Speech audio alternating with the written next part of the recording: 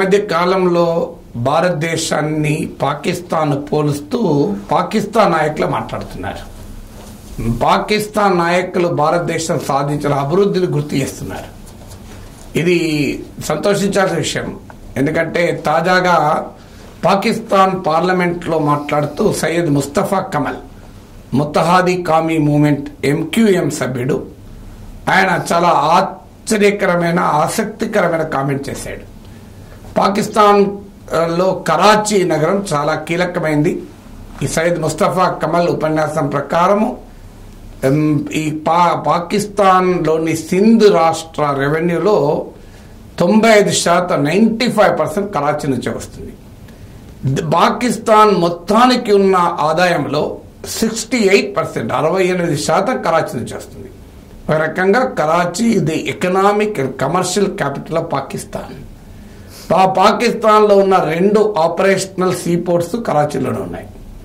అందువల్ల Karachi దక్షిణాసియాకు, south ఏషియాకు, central ఏషియాకు కూడా gateway, ముఖద్వారం లాంటిది. అలాంటి కరాచీలో ఉన్న పరిస్థితులపైన MQM నాయకుడు మాట్లాడాడు. ఆయన ఒక ఆసక్తికరమైన కాంట్రాస్ట్ చెప్పాడు.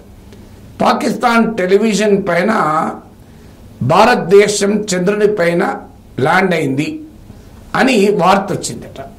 ఆ వార్త తర్వాత 2 నిమిషాలకే కరాచీలో ఒక చిన్న పిల్లవాడు డ్రైనేజీ ఓపెన్ నాలాలో పడి చనిపోయిందని వార్త వచ్చిందట.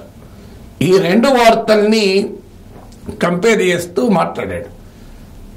మన పొరుగునున్న భారతదేశమేమో చంద్రుని పైన అడుగు పెడుతోంది, మనమేమో మన పిల్లల్ని బడిలో నుంచి బయటికి పంపిస్తున్నాం, డ్రైనేజీ హోల్లో పడి చచ్చిపోతున్నారు అని. పాకిస్తాన్ మొత్తంలో 2,62,00,000 మంది పిల్లలు బడి బయట ఉన్నారు.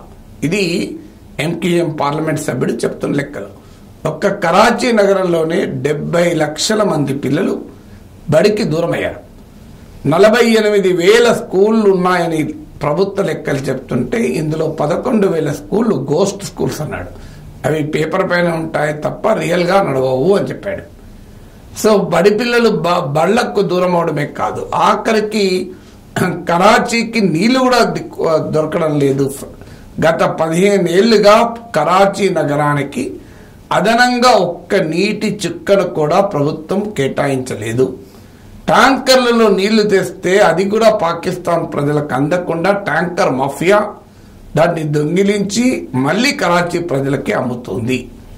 ఈ దుస్థితిని మార్చకూడదా రాజకీయ నాయకత్వం అంటూ MQM ఎంపీ చాలా భావోద్వేగపూరితమైన ఉపన్యాసం ఇచ్చాడు. మీరు ఈ వీడియోలో చూడండి. ఈ వీడియో ఆల్రెడీ వైరల్ అయింది. बिल्कुल विदाउट मिंसिंग माय वर्ड सदर साहब की स्पीच के जो कंटेंट था, उनका जो इश्यूज थे उनके, उसके ऊपर थोड़ी सी मैं बात करूं और I will confine myself within the boundaries of Karachi और फिर उसके बाद नेशनल लेवल पे. सर, कराची पाकिस्तान का रेवेन्यू इंजन है. पाकिस्तान में 2 सी पोर्ट्स ऑपरेशनल है. पाकिस्तान की इंसेप्शन से लेकर अब तक दोनों सी पोर्ट्स कराची में है. We are the gateway to the entire Pakistan and to the central Asia and to Afghanistan. तीसरा हमने गवादर बनाया है, फुली ऑपरेशनल नहीं है. हम उस शहर से 68% रेवेन्यू कलेक्ट करके जमा करके पूरे पाकिस्तान को देते हैं and we are proud of it.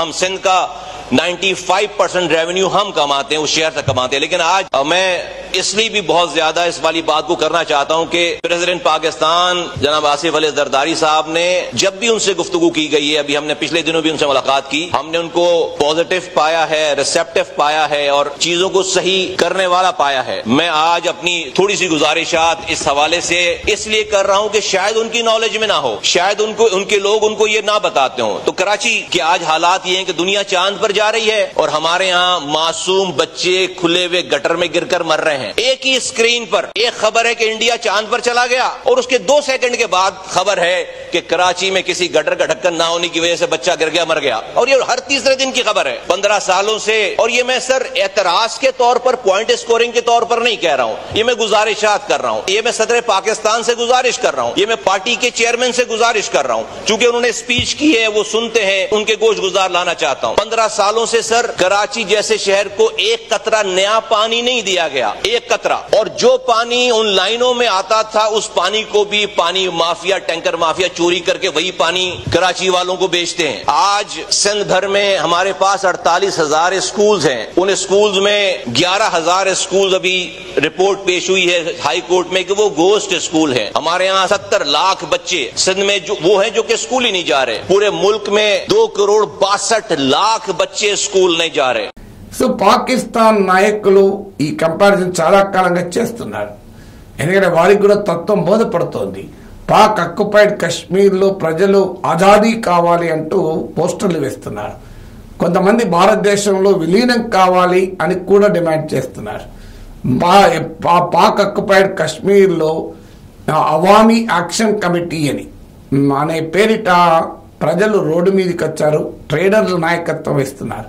అధిక పన్నులకు వ్యతిరేకంగా, అధిక విద్యుత్ ఛార్జీలకు వ్యతిరేకంగా, హై పవర్ టారిఫ్సే కాదు ఎలక్ట్రిసిటీ షార్టేజెస్ కు వ్యతిరేకంగా మొదలైనటువంటి ఈ ఉద్యమం కాస్త మాకు స్వేచ్ఛ కావాలి, హక్కులు కావాలి అనే స్థాయికి వెళ్ళింది. బెలూచిస్తాన్, ఖైబర్ పఖ్తూన్ఖ్వా ప్రాంతంలో విమోచన ఉద్యమాలు నడుస్తున్నాయి. మేము పాకిస్తాన్ నుంచి వేరుపడతామని. పాక్ ఆఫ్ఘాన్ సరిహద్దుల్లో టెహ్రీక్ తాలిబాన్ పాకిస్తాన్, పొరుగున ఉన్న తాలిబాన్, ఆఫ్ఘాన్ తాలిబాన్ సాయంతో పాకిస్తాన్ పైన రెచ్చబడుతున్నాయి, పాకిస్తాన్ పైన దాడి చేస్తున్నాయి. కొన్ని ప్రాంతాలను దాదాపు వారి ఆధీనంలో కూడా తీసుకున్నారు. సో ఇలాంటి దుస్థితి. మరోవైపు అప్పుల ఊబిలో కూరుకుపోయారు పాకిస్తాన్. ఇది పాక్ ప్రధాని షహబాజ్ షరీఫే చెప్పాడు, మేము మిత్ర దేశాల దగ్గరికి వెళ్ళినా మమ్మల్ని బిచ్చగాన్ లాగా చూస్తున్నారు, బిచ్చ పాత్ర పట్టుకొని వెళ్తున్నామంటూ వ్యాఖ్యానించారు. దీనికి కారణం ఎవరు? పాకిస్తాన్ అర్థం చేసుకోవాలి. భారతదేశంలో బిడ్డలకు ల్యాప్టాప్లు ఇస్తుంటే పాకిస్తాన్ తన బిడ్డలకు తుపాకులు ఇస్తోంది.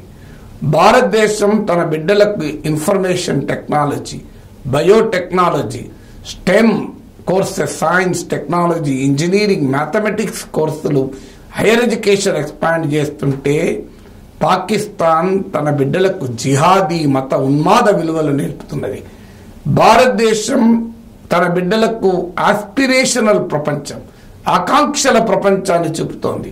అందుకే ఇవాళ భారతీయులు ఈ స్థాయిలో అత్యున్నతమైన ఎకనామిక్ మొబిలిటీ కొరకు ఆశపడుతున్నారు. పాకిస్తాన్ తన బిడ్డల్ని తీవ్రవాదులుగా మారుస్తోంది. అందుకే భారతీయులు ఈరోజు అమెరికాలోనే కాదు ప్రపంచంలోని టాప్ కంపెనీస్ కు సీఈఓలుగా ఉన్నారు. మీరు అది సత్య నదెల్లా కావచ్చు, అది పరాగ్ అగర్వాల్ కావచ్చు, అది సుందర్ పిచై కావచ్చు, అది ఇందిరా నూయి కావచ్చు. ఇలా ఈ లిస్ట్ చాలా పెద్దది. పాకిస్తాన్ ప్రపంచంలోనే ప్రమాదకర తీవ్రవాదుల మసూద్ అజర్, హఫీజ్ సయీద్, ఇలాంటి దావూద్ ఇబ్రహీం ఇలాంటి క్రియేట్ చేస్తుంది. అంటే మనం ఒక సత్య నాదేళ్లను సృష్టిస్తే పాకిస్తాన్ ఒక దావూద్ ఇబ్రహీం సృష్టిస్తోంది. మనం ఒక సుందర్ పిచైని సృష్టిస్తే పాకిస్తాన్ ఒక హఫీజ్ సయీద్ని సృష్టిస్తోంది. మనం ఒక పరాగ్ అగర్వాల్ సృష్టిస్తే పాకిస్తాన్ ఒక మసూద్ అజర్ను సృష్టిస్తోంది. ఇప్పటికైనా పాకిస్తాన్కి అర్థం కావాలి, తాము గోయి తాము తవ్వుకుంటున్నారు. ఈ పాకిస్తాన్ ఏర్పడిన మాటి నుంచి మిలిటరీ కూటమిలో భాగమై ఆయుధ పరిశ్రమలకు కస్టమర్గా అమెరికన్ మిలిటరీ ఇండస్ట్రియల్ కాంప్లెక్సెస్ కు మారి ప్రపంచవ్యాప్తంగా తీవ్రవాదుల పురిటిగడ్డగా మారి చివరకు ఆ దేశం ఈ దుస్థితిని ఎదుర్కోవాల్సి వస్తుంది.